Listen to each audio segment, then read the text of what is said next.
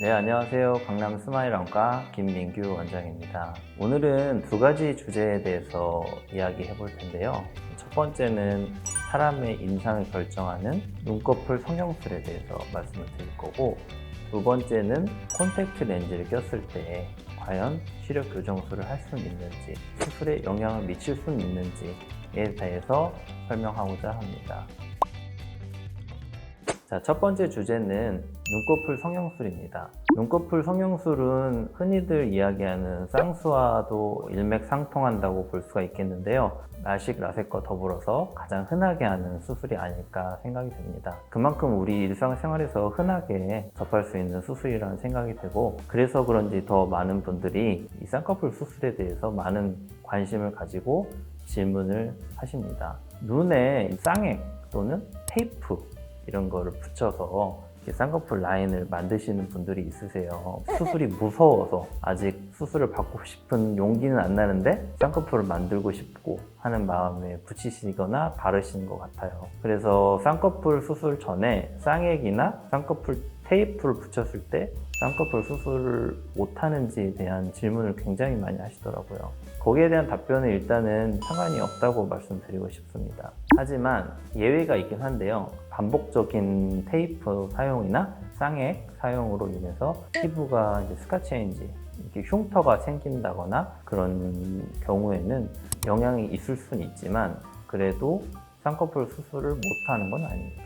피부가 상할 수 있기 때문에 제품을 사용하기보다는 전문의 상담을 받으시는 게 중요하겠습니다. 쌍꺼풀 수술에 대해서 조금 더 설명을 드리면, 보통 일반적으로 성형외과에서 많이 한다고들 알고 계시는데 안과 영역에서도 많이 합니다. 안 성형 파트라고 하는 부분이 따로 있고, 눈꺼풀이랑 눈물길, 눈 부속 기관으로서 안과의 전문 영역에 해당이 되기 때문에 목적이 미용 목적이냐 치료 목적이냐에 따라서 조금 다를 수가 있겠는데요.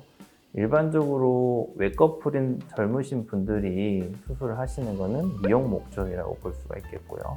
그리고 눈꺼풀 처짐이 심하거나 눈 뜨는 힘이 약해서 눈의 기능에 영향을 미칠 정도로 심한 경우에는 이제 치료 목적이라고 볼 수가 있겠고, 의외로 이 동양인들, 아시아인들에서는 이 몽고주름이나 아니면 외꺼풀인 경우에는 속눈썹이 각막을 찔러서 각막에 스크래치가 나거나 혼탁이 생기는 경우가 굉장히 많습니다. 그래서 눈 모양은 유전인 경우가 굉장히 많아서 부모님이나 조부모님들이 눈꺼풀이 안으로 잘 말리는 스타일이거나 눈이 많이 처지는 스타일이시면은 본인도 그러실 수 있다는 점을 이해하시면 좋을 것 같고, 수술 방법은 매몰법이랑 절개법이 있겠습니다. 젊으신 분이어서 남는 피부가 없고 쌍꺼풀 라인을 만들어줌으로써 교정이 가능하다면 최소 절개로 1, 2mm로만 이렇게 구멍을 내서 하는 매몰법이 되겠고, 그 이름처럼 이제 실밥을 푸르는 일은 없고요. 절개법은 이제 피부가 많이 남아서 잘라내고 꿰매주고 그리고 쌍꺼풀 라인을 만드는 그런 수술이 되겠습니다. 그래서 이제 수술 방법은 진료를 보고 어떤 수술을 할지 정하게 되는 거고요. 대신 이 쌍꺼풀 높이나 눈매, 앞트임, 이렇게 몽고주름을 없앤다거나 그런 것들은 상담을 통해서 조금 더 추가를 하거나 할 수가 있기 때문에 그건 본인의 눈에 맞는 최적의 선택을 하는 게 제일 좋겠습니다. 자, 지금까지는 눈꺼풀 성형술에 대해서 좀 알아봤고요. 다음 주제는 콘택트 렌즈와 시력 교정술 간의 관계를 알아보도록 하겠습니다. 자, 그러면 두 번째 주제로 렌즈를 많이 끼면 시력 교정술을 받지 못하나요? 이런 질문을 굉장히 많이 받는데요. 결론적으로 말씀드리면 그렇지는 않습니다. 콘택트 렌즈를 오래 끼면 안구 건조증이나 결막 충혈 아니면 각막 주변에 신생 혈관들이 많이 자라나는 경우는 있지만, 그것 때문에 수술을 못할 정도는 아니고요. 각막이 아주 조금 얇아질 수는 있지만 렌즈를 오래 꼈다고 해서 실질적인 각막이 많이 얇아지진 않는 특성이 있기 때문에 수술 전 검사를 통해서 수술 가능 여부를 확인을 해봐야 되겠습니다. 콘택트 렌즈에 대해서 한 가지 또 말씀을 드리면, 콘택트 렌즈는 소프트 렌즈가 있고 그다음에 하드 렌즈가 있습니다.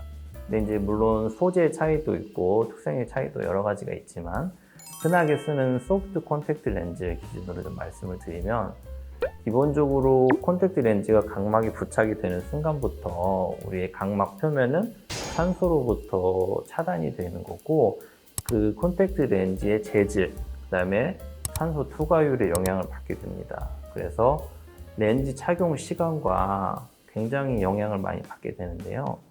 일반적으로 권장되는 콘택트 렌즈 시간은 뭐 하루에 7, 8시간 정도, 그 이후에는 빼시라고 권장을 드리고, 서클 렌즈도 길수록 안 좋고요. 착용하지 않는 게 제일 좋긴 하지만 그래도 4시간, 5시간 정도가 적당하지 않을까 저희 개인적으로는 생각이 듭니다. 주변에서 여쭤보시면 저는 단호하게 컨택트 렌즈는 끼지 않는 게 가장 좋다고 말씀을 드리고, 하지만 수술이 두려우시거나 개인 사정으로 인해서 끼시는 분들이 있기 때문에 렌즈 관리가 굉장히 중요하다는 점을 말씀드리고 싶고, 렌즈를 사실 때 좀 한 가지 참고하실 만한 내용이 DKT라는 산소 투과율이라고 하는 제품에 이렇게 표기가 되어 있습니다. 산소 투과율은 이제 각막에 우리가 콘택트 렌즈를 착용을 했을 때 산소가 안구 표면에 전달될 수 있는 양을 표시를 하는 수치가 되겠고, 보통은 실리콘 하이드로겔 소재의 산소 투과율 DKT 수치 160 이상의 수치를 보이는 콘택트 렌즈를 끼시는 걸 추천드리고, 가능하면 원데이 렌즈가 좋지 않을까 저는 개인적으로 생각이 됩니다. 4주 사용하는 렌즈도 있고 6주 사용하는 렌즈도 있지만 회정액이나 이런 관리가 잘 안 될 수도 있고, 그다음에 오래 사용하다 보면 이제 단백질이 누적되는 경우도 있기 때문에 관리가 어려운 분들은 원데이 렌즈를 착용하는 게 더 좋지 않을까 개인적으로 생각을 합니다. 네, 오늘은 눈꺼풀 성형술과 라식 수술, 그리고 콘택트 렌즈와의 관계에 대해서 알아보았는데요. 눈꺼풀 성형이나 시력 교정술 모두 본인의 눈의 상태에 맞게 수술 방법을 결정하는 게 중요하기 때문에 의료진과의 적절한 진료와 상담을 통해서 결정하시는 게 가장 좋겠습니다. 다음번에도 진짜 궁금한 눈 이야기와 솔직한 안과 이야기로 찾아뵙겠습니다.